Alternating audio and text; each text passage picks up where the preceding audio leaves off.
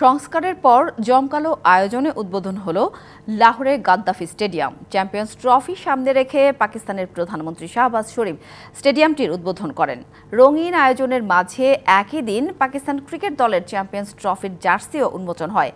একই সাথে চ্যাম্পিয়ন্স ট্রফির থিম সং প্রকাশ করা হয়, যাতে কণ্ঠ দিয়েছেন জনপ্রিয় শিল্পী আতিফ আসলাম।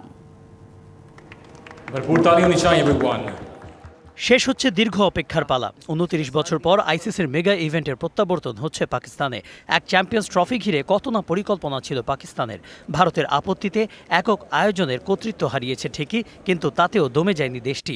জমকালো আয়োজনে উদ্বোধন করল লাহোরের গাদ্দাফি স্টেডিয়াম।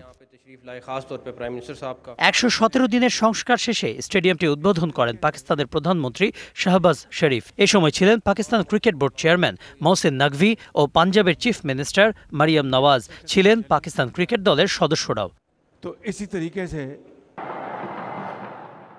মাঠের অলরাউন্ডার আমি, আর ঘরের all-rounder Tylox. Tylox toilet cleaner, clean মানেই টাইলক্স। একই আয়োজনে উন্মোচন করা হয়েছে পাকিস্তানের ক্রিকেট দলের নতুন জার্সি, যা গায়ে দিয়ে চ্যাম্পিয়ন্স ট্রফিতে খেলবে বাবর আজম, রিজওয়ানরা। নতুন রূপে সাজানো গাদ্দাফি স্টেডিয়ামে আনা হয়েছে বিশাল পরিবর্তন। দর্শক ধারণ ক্ষমতা ২১,৫০০ থেকে বাড়িয়ে করা হয়েছে ৩৪,০০০। দর্শক গ্যালারি মাঠের প্রায় ২০ ফুট কাছাকাছি আনা হয়েছে। স্থাপিত হয়েছে নতুন দর্শক আসন। উন্নত মানের জায়ান্ট স্ক্রিন ও স্থাপন করা হয়েছে নতুন এলইডি ফ্লাডলাইট টাওয়ারও। এরপর মিউজিক্যাল পারফরমেন্সে সমর্থকদের মোহিত করেন আলী জাফর, আইমা বেগরা। পাশাপাশি ফায়ারওয়ার্কস ও লাইট শোতে রাতের অন্ধকার কাটিয়ে আলোকিত হয়ে ওঠে গাদ্দাফি স্টেডিয়াম।